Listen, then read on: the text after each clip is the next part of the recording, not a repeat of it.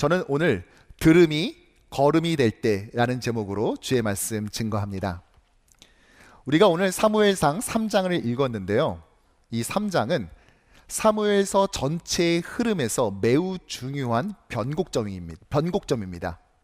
이전과 이후가 싹 달라져요. 새로운 전개가 펼쳐지는 것이죠. 과연 무엇이 달라졌을까? 두 가지를 주목해 봐야 됩니다. 먼저 첫 번째는 등장인물의 비중의 변화예요. 앞선 2장에서 엘리 제사장의 이름이 사무엘보다 더 많이 나왔습니다. 그런데 이게 3장이 되면서 역전이 됩니다. 엘리 제사장은 12번 등장하는 데 반해 이 사무엘의 이름이 무려 20번 나와요. 완전히 바뀌어버렸죠? 무슨 말입니까? 이제부터 이 이야기의 무게 중심이 엘리 제사장에서 사무엘로 옮겨간다는 것을 말하는 것이죠. 두 번째로 주목해 볼 것은 바로 시대적 변화입니다. 같은 땅, 같은 민족인데 시대의 색깔이 완전히 바뀌어버려요. 그것은 3장의 첫 절과 마지막 절만 봐도 금방 눈치챌 수 있습니다. 자, 3장이 어떻게 시작하죠? 1절의 말씀 보도록 하죠. 시작. 여호와의 말씀이 희귀하여 이상이 흔히 보이지 않았더라. 아멘. 여호와의 말씀, 여호와의 이상, 하나님이 자신의 뜻을 알려주는 구약의 보편적 방법이었거든요. 그래서 말씀과 이상은 크게 다르지 않습니다. 같은 걸로 봐도 돼요. 문제는 그것이 희귀하고 흔히 보이지 않았다는 데 문제가 있는 것이죠. 희귀하다는 말은 사실은 상업 용어예요. 비싸다는 말이거든요. 이것을 감히 살 수 있는 자, 즉 이 말씀을 얻을 자가 없었다라는 것입니다. 또한 이상이 흔히 보이지 않았다. 이 표현은 사실은 어떠한 장애물에 딱 걸려가지고 좀처럼 돌파해내지 못하는 이 답답한 상황을 묘사할 때 쓰는 말입니다. 우리가 사사기 읽을 때 그런 걸 좀 느낄 때가 있죠. 야, 이제 좀 회개하고 돌아올 때가 됐는데, 이제 좀 정신 차리고 하나님 앞에 나아갈 때가 됐는데, 결국은 돌고 보면 다시 제자리에 있는 영적 늪과 같은 상태, 사사기를 통해서 보잖아요. 그것이 사사기 말기였었던 이 엘리 제사장의 시대에 계속되었고, 그것이 그 시대를 대표하는 표현이었던 것입니다. 자, 그런데 이렇게 시작한 3장이 마지막 끝날 때는 어떻게 바뀌냐? 마지막 21절 시작. 여호와께서 실로에서 여호와의 말씀으로 사무엘에게 자기를 나타내시니라. 아멘. 하나님의 말씀이 사무엘에게 주어집니다. 그리고 이 말씀이 그에게만 머무는 것이 아니라 그 다음 절인 4장 1절 시작. 사무엘의 말이 온 이스라엘에 전파되니라. 아멘. 온 이스라엘이 말씀으로 뒤덮여 버려요. 말씀의 부재로 시작한 이 시대가 3장을 마치면서 말씀의 충만의 시대로 변화된 것입니다. 사사기 400년 동안은 경험하지 못했던 일이 드디어 벌어진 것입니다. 종합해 보면 과거 엘리로 대표되는 이 시대가 영적 암흑의 시대가 지나가고 이제 사무엘이 이끄는 새로운 시대, 말씀의 충만의 시대가 시작되는 것이죠. 넥스트 스텝, 드디어 앞으로 나아가게 된 것입니다. 그 늪에서 빠져나오게 되었다고요. 그리고 그 한가운데 무엇이 있습니까? 3장이 전체가 21절이거든요. 근데 딱 한가운데인 10절에 보면 이렇게 나와 있습니다. 시작. 사무엘이 이르되 말씀하옵소서 주의 종이 듣겠나이다 하니. 아멘. 사무엘이 하나님의 음성을 듣는 사건이 벌어졌습니다. 즉 말씀의 들음이 새로운 출발의 걸음이 되었던 것입니다. 새로운 시대를 향해 나가는 걸음은 다름 아닌 들음에서 시작되었다고요. 그래서 오늘 설교 제목이 들음이 걸음이 될 때인 것이죠. 그렇다면 우리는 하나님의 이 말씀을 도대체 어떻게 들어야 되는 것일까? 그냥 무조건 듣기만 하면 되는 것입니까? 들음이 진정한 의미의 출발을 알리는 걸음이 되기 위해서 우리가 가져야 될 참다운 들음의 자세, 이것은 과연 무엇일까요? 바라기는 오늘 이 아침에 오신 주님의 모든 자녀들이 들음이 걸음으로 바뀌게 만드는 참다운 자세, 이 말씀을 대하는 자세, 말씀을 듣는 자세를 바로 깨달아서 우리에게 허락하시는 2026년의 매일매일을 하나님께서 원하시는 바로 그 곳을 향해 누수 없이 왜곡 없이 정조준하여 나아가는 우리 모두가 되기를 주님의 이름으로 간절히 축원합니다. 먼저 살펴볼 것은 우리가 읽은 이 본문의 구약시대 성도들과 우리의 차이점이 있다는 것을 깨닫는 것입니다. 무슨 말이냐? 그 당시만 해도 하나님의 뜻을 아는 방식이 꿈, 환상, 직접적인 음성 이런 것들이었어요. 물론 두루마리에 기록된 율법도 있었지만 지금처럼 집집마다 가지고 있지는 못했습니다.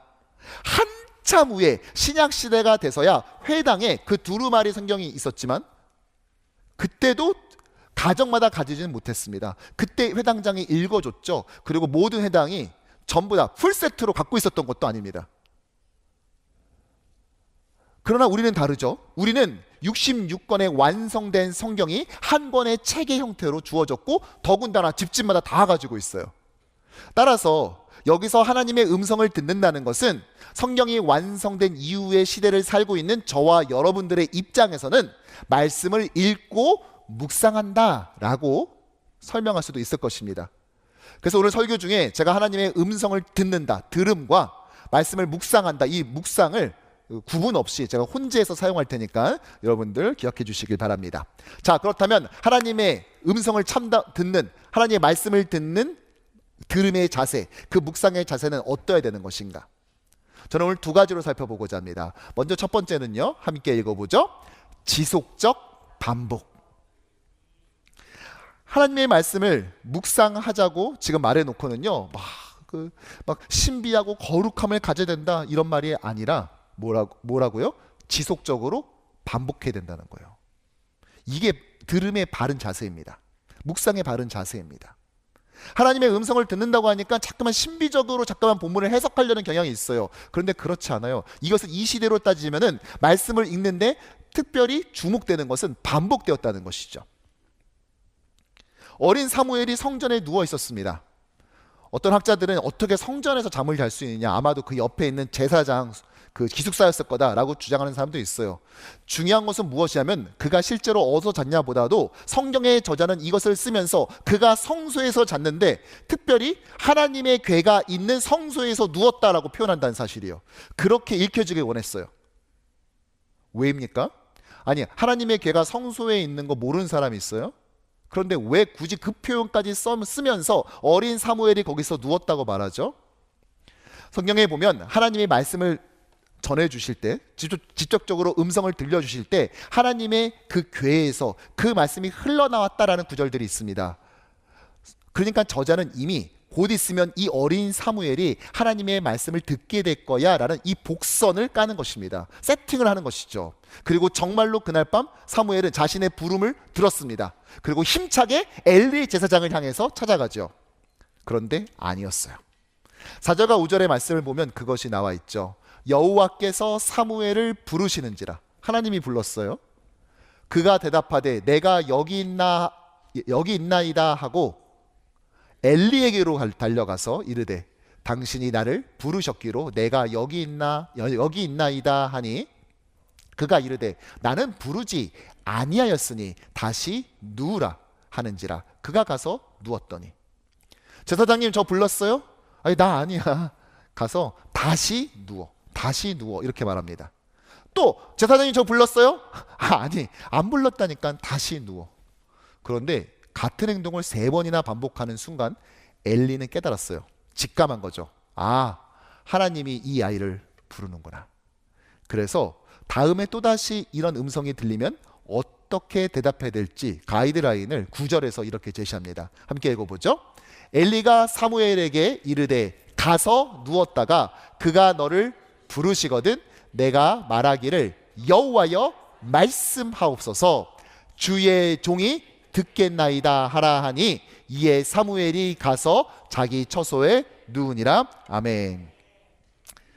여러분 지금까지 엘리가요 내가 안 불렀다고 하면서 뭐라고 돌려보냈냐, 다시 누우라고 말했어요. 다시 누우라. 무슨 말이에요? 다시 꿈나라로 가라, 다시 잠을 청해라 이 말이잖아요.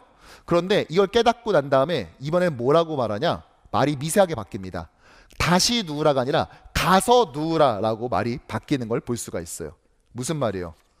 자라는 것이 아니라 다시 누워서 하나님의 말씀을 들을 대기 상태에 있으라는 것입니다.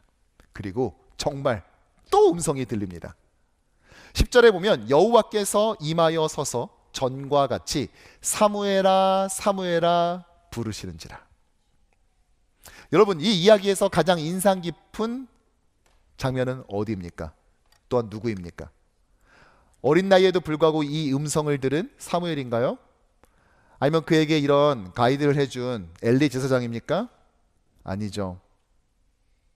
끝까지 포기하지 않고 이날 밤 계속 사무엘을 부르시고 또 부르신, 말씀하시는 하나님인 줄로 믿습니다.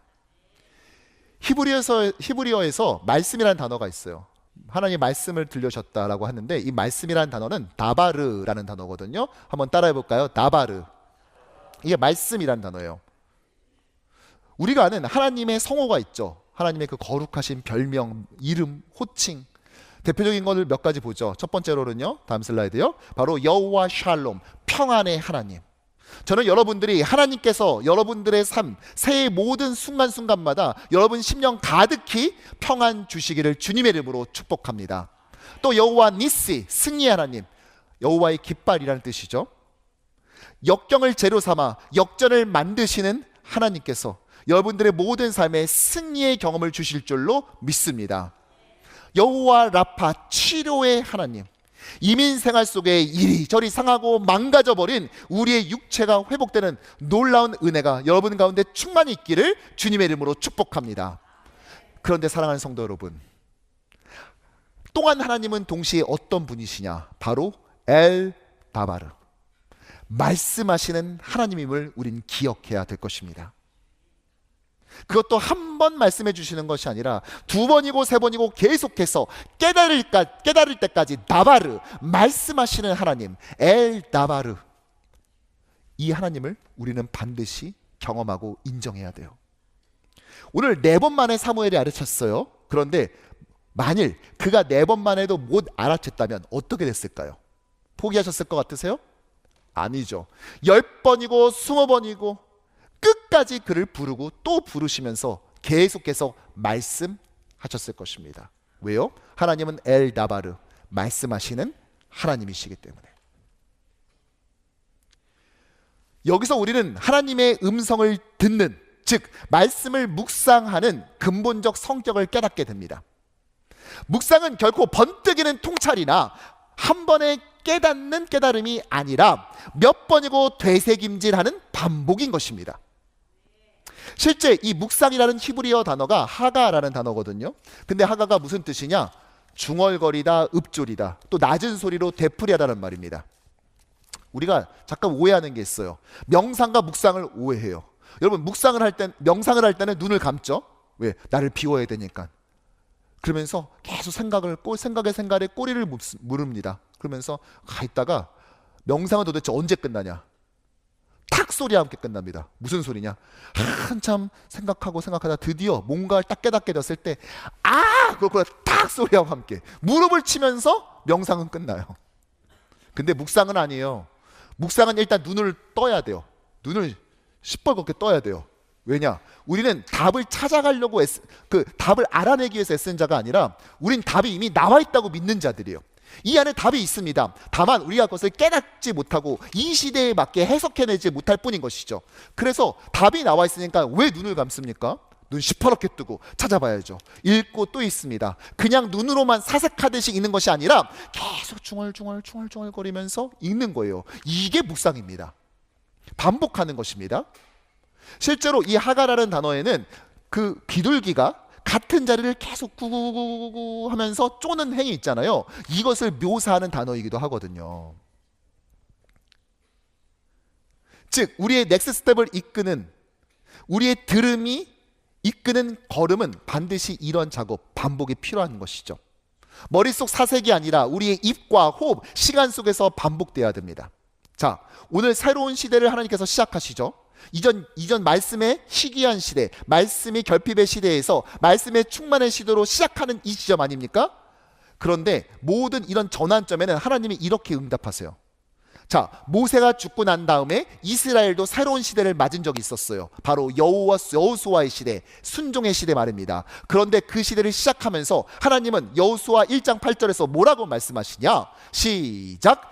이 율법책을 내 입에서 떠나지 말게 하며 주야로 묵상하라. 아멘. 묵상하다가 역시 하가예요. 자, 시편이 150편의 시편이 있는데요. 이 150편의 시편을 요약하고 또 압축하고 핵심을 담은 것이 바로 1편입니다. 1편. 시편의 넥스트 스텝이죠. 자, 근데 시편 1편 2절은 뭐라고 말합니까? 시작! 주의 율법을 주야로 묵상하는도다. 아멘. 역시 하가입니다. 보세요. 계속 반복하고 있는 것을 우리가 볼 수 있죠. 어떠한 반복이죠? 주야로, 낮과 밤으로 계속해서 시간적 반복을 말합니다. 그리고 묵상하다가 소리내서 읊조리다라니까요. 음성적으로도 반복하길 원해요. 즉 히브리어에서 묵상은요, 깊이 생각하다가 아니라 계속 되풀이하다인 것이죠. 따라서 참된 묵상, 참된 들음은 새로운 말씀을 찾아다니는 것이 아니라 같은 말씀 앞에 다시 서는 반복인 것입니다. 사무엘 역시 마찬가지였죠. 하나님의 음성이 번쩍이면 깨달음을 통해서 오지 않았죠. 그는 처음에 잘못 눌렀어요. 그러다가 나중에 결국은 분별하게 됩니다. 무엇을 통해? 반복을 통해. 오늘 19절에 사무엘의 시대가 시작됐음을 보여주면서 그가 19절에서 사무엘이 선지자로 서게 되었다. 바로 다음 절에서 그가 하나님의 말씀을 듣게 되었다. 그리고 다음 절인 4장 1절에서 온 이스라엘이 사무엘을 통해 전해진 말씀으로 뒤덮여졌다. 이렇게 하나하나 나갑니다. 무슨 말이에요? 사무엘은 결코 한 번의 사건으로 세워진 선지자가 아니라 계속해서 그가 자라나면서 묵상의 반복을 통하며 새 시대를 위해 준비되어져 갔던 리더였다는 것입니다. 하물며 우리는 어떻게 해야 되겠어요? 여러분, 하나님도 우리에게 어떻게 하십니까? 한 번 말씀 전해주지 않고요, 계속해서 알아들을 때까지 계속해서 말씀을 전해주시는 분이에요.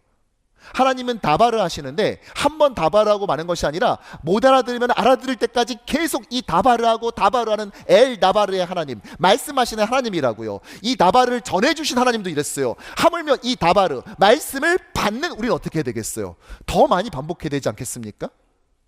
그럼에도 불구하고 참 안타깝게도 많은 경우에 우리는 하나님의 말씀이 조금 이해되지 않으면 그냥 돌아서 버립니다. 하나님, 저 시간 없어요. 저 이민자예요. 오늘 할 일 얼마나 많은 줄 아세요?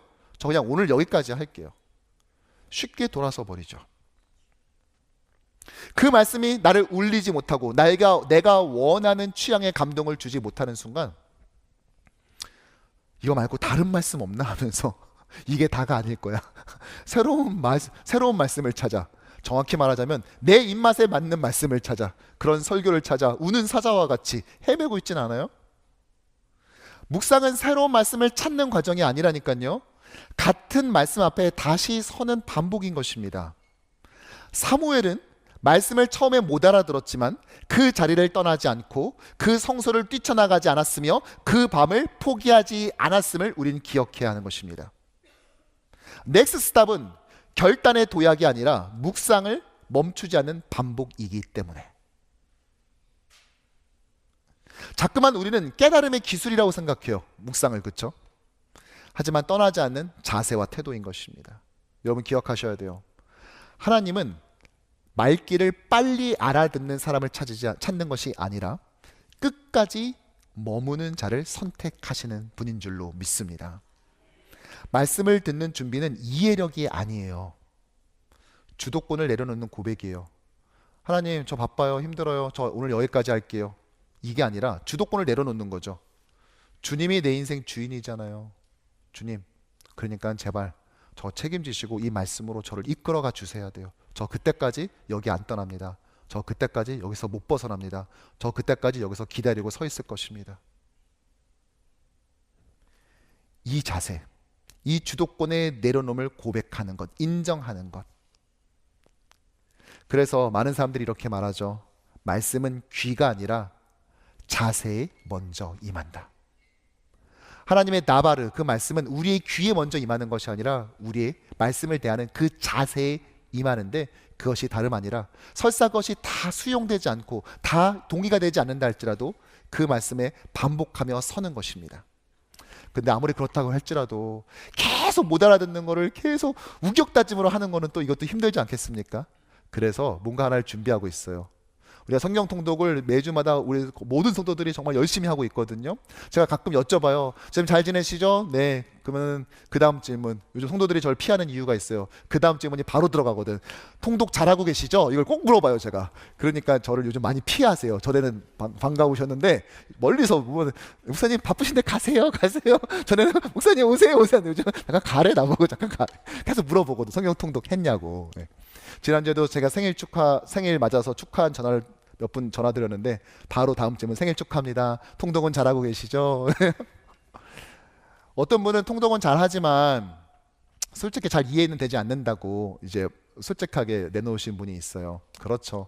그래서 고민하다가 이양하는 묵상 반복인데 이왕이면 즐거운 반복, 행복한 반복이 되게 하기 위해서 그 주에 읽은 성경 통독의 내용을 그 주 주일 저녁에 미리 좀 대략적으로 좀 살펴볼 수 있는 기회가 있으면 좋겠다 싶어가지고 이제 그 계획을 그런 성경을 공부하는 그런 기회를 준비하고 있어요. 그래서 온라인으로 해가지고 해서 부담 없는 정도의 시간, 또 부담 없는 정도의 시간대를 좀 선정을 해가지고 성도들이 이 반복을 행복하게 그렇게 만들어 가려고 해요.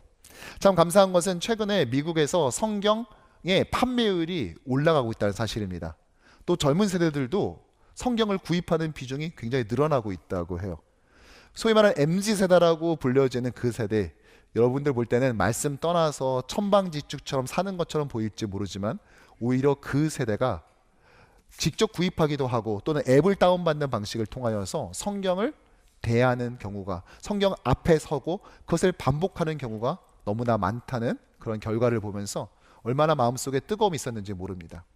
그렇습니다. 우리의 어른 세대, 젊은 세대, 어린 세대 할 것 없이 그 말씀 앞에 서되 내가 원하는 말씀을 골라가며 서는 것이 아니라 때론 이해되던 동의가 되지 않던 간에 그 말씀 앞에 계속 섬으로써 결국은 하나님께서 깨닫게 해주시는 그 은혜를 받아 누리는 우리의 모든 세대 되기를 주님의 이름으로 축복합니다.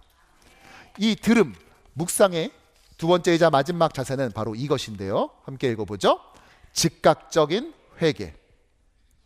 사무엘이 처음 그날 밤 드디어 하나님을 만나고 말씀을 들었어요. 선지자로서 첫 번째 메시지죠. 근데 메시지가 뭔지 아세요? 자기 스승 엘리의 가문이 망한다는 거예요. 심판이 임한다는 거예요. 이게 처음 주는 건데 좀 그래도 어린 사무엘인데 조금 좀 이렇게 말랑말랑하고 좀 부드러운 거 주시면 좋겠는데 처음부터 너무 센 메시지가 맡겨진 거죠. 보통 이렇게 하나님을 밤에 새벽에 만나고 난 다음에 신탁이라고 하죠. 하나님의 말씀을 듣고 난 다음에 그 다음에 이어지는 본문의 수순이 뭔지 아십니까? 그가 아침 일찍 일어나매. 아브라함도 그랬고 모세의 본문도 그렇게 됩니다. 그런데 사무엘은 아니에요. 15절에 보면 뭐라고 말하냐? 시작! 사무엘이 아침까지 누웠다가 아침까지 누워 있었어요. 왜요? 늦잠 자는 습관이 있었던 것입니까? 아니죠. 일어나서 출근하면 제사장님을 만나야 되는데 자기의 스승에게 차마 자기가 들은 메시지를 전하는 게 너무 힘들었던 거죠. 그 이상을 엘리에게 알게 하기를 두려워하더니 오늘 엘리에게 심판이 임한다고 하나님은 경고하십니다. 심지어 어떤 말씀도 하시냐면 어떠한 희생 제사를 드려도 소용없다. 이것은 확증된 내 최종 선택이다. 최종 결론이다. 이렇게 말해버립니다. 이거 번복 없어. 이렇게까지 하셨어요. 이러한 심판을 받는 엘리지만 사실 가만히 본문을 들어보잖아요. 소위 나쁜 사람이 아니에요. 나쁜 사람이라고 말하기에는 걸린 힘든 측면이 되게 많습니다. 먼저 한나가요. 처음에 아이가 없어서 힘들어서 막 성전에서 기도할 때 처음에는 비록 그녀를 보면서 술 취한 거다라고 오해는 했지만 제사장님 저 술 취한 거 아니에요 라고 하면서 말하는 그녀의 이야기를 듣고 그녀를 축복해 줍니다. 그렇죠? 근데 안 들어줄 수도 있잖아요. 가령 저 술 취한 거 아니에요. 아이고 술주정한다 또. 야 그냥 들을 것도 없어. 빨리 내보내. 이렇게 할 수 있었음에도 불구하고 그걸 들어줬잖아요. 축복돼줬잖아요. 이후로 한나가 더 이상 근심하지 않고 낙담하지 않게 되었잖아요. 또 서원대로 사무엘을 한나가 하나님의 성소에 맡겼을 때 어떡합니까? 할 일 다 봤으면 가요, 이게 아니라 하나님께서 또 다른 자녀를 주길 원합니다. 이 축복을 해줬습니다. 그리고 성취도 돼요. 5명이나 더 낳았잖아요. 사무엘 말고도. 또한 자기 아들들의 죄악을 책망했습니다. 누구는 무기력한 책망이었다고 말하기지만 어쨌든 그 내용을 보면은요, 결코 가볍지 않은 진지한 책망을 했어요. 오늘 사무엘이 음성을 들었을 때도 나는 못 들었는데 쟤는 듣네 하며 질투하지 않고 친절하게 하나님의 음성에 반응하는 방법을 알려줘요. 그리고 이 엄청난 심판의 메시지를 듣고 난 다음에도 그는 여호와 신이 선하신 대로 하실 것이다 라며 순순히 받아들입니다. 여러분, 이 정도면 나쁜 사람이라고 말하기엔 좀 힘들지 않아요? 그런데도 왜 이런 엄청난 심판이 임했습니까? 그 이유가 13절에 이렇게 소개됩니다. 시작. 이는 그가 자기의 아들들이 저주를 자청하되 금하지 아니하였음이니라. 아멘. 아들들이 죄를 짓는데도 불구하고 그거를 금하지 않았대요. 멈춰 세우지 않았대요. 그런데 좀 이상해요. 분명 앞선 2장 25절을 보면 그들을 엄중히 꾸짖습니다. 그 본문을 보겠습니다. 사람이 사람에게 범죄하면 하나님이 심판하시려니와 만일 사람이 여호와께 범죄하면 누가 그를 위하여 간구하겠느냐 하되 그들이 자기 아버지의 말을 듣지 아니하였으니. 여러분 보세요. 사람이 사람한테 잘못하면 이게 누가 중재라도 해주지, 하나님께 잘못하면 이걸 누가 해주니? 무서운 경고를 하죠. 그런데 들어요, 안 들어요? 안 들어요. 왜 안 들었을까요? 그렇게 생겨먹었으니까. 날 때부터 악하게 태어났으니까. 맞아요? 저도 만나보지 않았으니까 구체적으로 모르겠지만 한 가지 분명한 것은 그 이유를 이렇게 소개한다는 거예요. 함께 읽죠. 이는 여호와께서 그들을 죽이기로 뜻하셨음이더라. 아멘. 여호와께서 그들을 죽이기로 뜻하셨다, 작정했다라고 말합니다. 여러분, 이 말은 무슨 말일까요? 칼을 들고 언제 죽일까? 날짜 몇 개 뽑아봐라, 내가 좋은 날 가서 죽이게, 이런 겁니까? 그게 아니라 이들이 돌이키라는 회개의 촉구를 그 아비로부터 받았음에도 불구하고 그들 마음에 어떠한 울림이 없는 상태가 되었다는 것입니다. 즉 그들이 회개할 수 있는 기회를 박탈하셨다는 의미인 것이죠. 어리석은 자들은 말합니다. 회개해 라고 들었을 때 나중에 하지 뭐. 이 사람들이 항상 주장하는 게 있어요. 나도 예수 믿을 거야. 나도 회개하고 예수 믿을 거야. 그런데 가장 좋을 때 예수를 믿을 거야. 여러분, 예수 믿기에 가장 좋은 때가 언제죠? 여러분 말해보세요. 회개하고 예수 믿기에 가장 좋은 인생의 때가 언제입니까? 그렇죠, 죽기 직전에. 평생을 본인이 원하는 대로 마음껏 살고 주일날도 예배도 안 드리고 봉사도 안 하고 산으로 들러 막 놀러 살다가 이제 내가 봐도 이제 얼마 안 남은 것 같아. 그러면 그제서야 회개하고 예수 믿으면 한평생 잘 내 맘대로 멋들어지게 살다가 원 없이 살다가 또 예수 믿고 회개하고 천국 가면. 여러분, 이건 이론적으로는 가능해요. 그렇죠? 이론적으로는 충분히 가능해요. 그런데 현실에서는 불가능하다는 사실을 모르는 거예요. 이런 생각을 하는 이유가 뭔지 아세요? 회개는 내가 원할 때 내가 마음만 먹으면 할 수 있다. 그렇죠? 이게 깔려 있으니까 이런 말이 나오는 겁니다. 내가 원해서 내가 작정만 해, 내가 마음을 안 먹어서 그렇지 마음만 먹으면 할 수 있다. 사실 여러분 몰라서 그렇지 우리가 다 한국에서 서울대 갈 수 있었고 하버드 갈 수 있었지만 안 간 겁니다. 왜냐? 제가 신방을 가면 한국에서도 항상 엄마 되시는 집사님들이 하시는 말씀이 있어요. 목사님, 우리 애가 지금 이제 고등학생 올라가는데 기도해 주세요. 근데 사실 우리 애가 성적이 지루했지만 얘가 안 해서 그렇지 진짜 공부를 한번 하면은 진짜 잘하는 애예요 라고 해서 알고 보면 다 우리는 다 갈 수 있었던 사람들이에요. 마음을 안 먹어서 그렇지. 근데 여러분, 이것보다 더 말도 안 되는 소리가 내가 원하면 나는 회개할 수 있다는 거예요. 내가 마음을 지금 안 먹어서 그렇지 내가 지금이라도 마음 먹어봐. 내가 회개하고 예수 믿을 수 있어. 엄청난 착각이죠.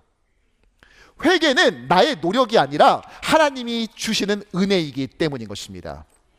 히브리어에서 회개를 슈브라고 했다고 그랬죠. 슈브는 울다가 아니에요. 참회하다가 아니에요. 돌이키다, 유턴하다는 뜻입니다. 회개는 내가 돌아가는 것이 아니라 하나님께서 나를 돌려 세워주시는 거부할 수 없는 은혜인 것입니다. 진정한 회개의 눈물은 내가 막 억지스럽게 짜내서 만들어지는 것이 아니라 십자가의 사랑이 내 안에 뿌려져서 터뜨리는 것이 바로 회개의 눈물이라고요. 회개는 하나님이 드디어 완전히 굳어 있었던 내 마음의 빗장을 여셨단 가장 강력한 증거이기 때문인 것입니다.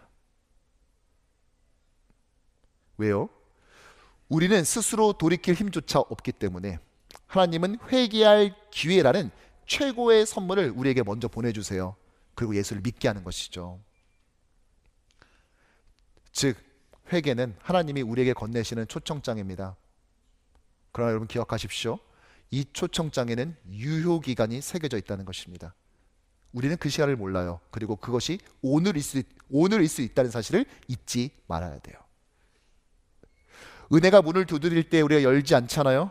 나중에는 열고 싶어도 문고리를 찾지 못하는 당황스러운 순간을 맞이할 수 있고 그것이 몇 시간 남지 않는 내 인생의 마지막일 수 있다는 사실을 기억해야 됩니다. 따라서 마귀가 우리에게 건네는 가장 치명적이면서 달콤한 속삭임이 뭔지 아세요? 마귀가 우리에게 회개하지 말라고 안 해요. 회개해야지. 그런데 내일부터 해. 우리가 다이어트를 실패하는 이유와 되게 유사하죠. 우리가 다이어트를 대부분 다 결심을 하지만 성공을 못하는 이유는 하나입니다. 뭐예요? 다이어트는 언제나 내일부터 시작하기 때문이에요. 아니 우리 중에 다이어트가 필요하다는 거 모르는 사람이 있어요? 건강의 중요성을 무시하는 사람이 있습니까? 이 칼로리가 얼마나 된다는지 모르는 사람이 있어요? 대문짝만하게 몇 컬레로 써 있는데? 근데 왜 안 하죠? 다이어트는 언제나 내일부터 시작하기 때문이에요. 여러분 이것보다 더 치명적인 것은 회개를 내일부터 시작하는 것입니다. 내일 회개하기로 결심하는 것만큼 위험한 행동이 없다고요. 누가 회개할 수 있도록 허락하신대요? 하나님이 그 기회를 내일도 주신다고 도대체 누가 보증해 주던가요? 그러므로 성령이 우리에게 주는 가장 시급한 명령은 뭔지 아세요? 우리가 반복을 통하여 하나님의 말씀을 깨닫고 그 말씀을 깨달은 우리가 제일 먼저 받아드는 그 순종의 명령은 다름 아니라 지금 이 자리에서 돌이키라는 것입니다. 슈브하라는 것입니다. 베드로 사도는 이거에 대해서 3장 9절에서 이렇게 말했죠. 시작. 주의 약속은 어떤 이들이 더디다고 생각하는 것 같이 더딘 것이 아니라 오직 주께서는 너희를 대하여 오래 참으사 아무도 멸망하지 아니하고 다 회개하기에 이르기를 원하시느니라. 아멘. 더딘 게 아니라 하나님이 지금 극강의 인내심으로 참고 있습니다. 왜요? 그분이 원하시는 궁극은 마지막 목적지는 우리 싹 다 멸망시키는 것이 아니라 멸망당하지 않도록 회개의 기회를 주시는 것이기 때문에 그러므로 우리를 위한 하나님의 이 손내미심, 하나님의 인내를 절대 조롱해서는 안 됩니다.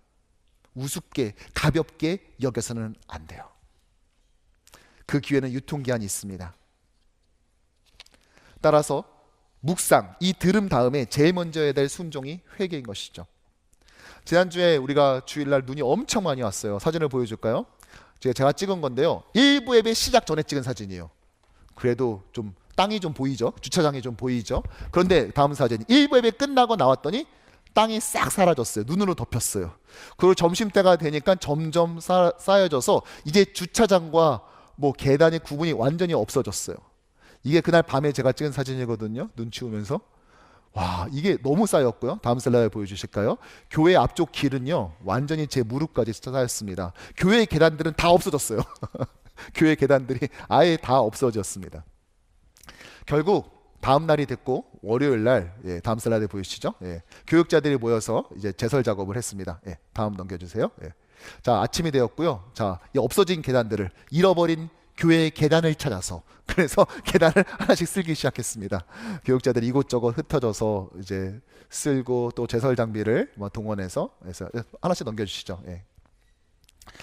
여자 전도사님도요 예외가 없습니다. 여자 전도사님도 열심히 이렇게 보고 아이들 자칫 넘어질까봐 또 감사하게도 청년들 와서 함께 또 제설 작업에 도와줬어요. 그리고 제설 작업을 하다 보니까 너무 힘든 거예요.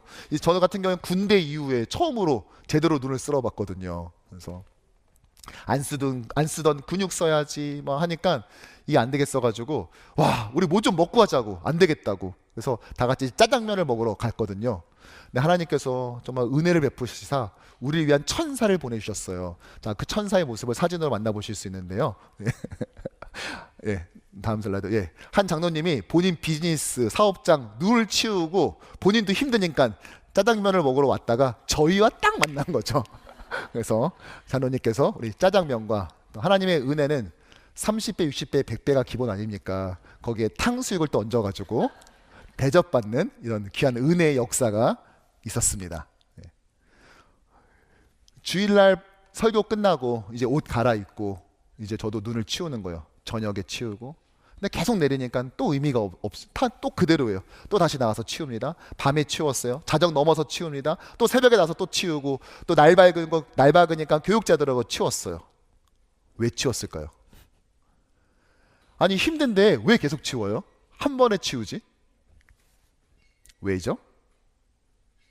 눈도요, 치울 수 있을 때 치워야 되지, 너무 많이 쌓여버리면은요 못 치워요.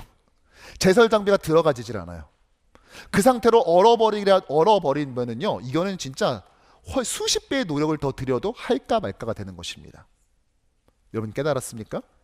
눈도 치울 수 있을 때가 정해져 있는 것입니다. 우리의 죄는 어떻겠습니까?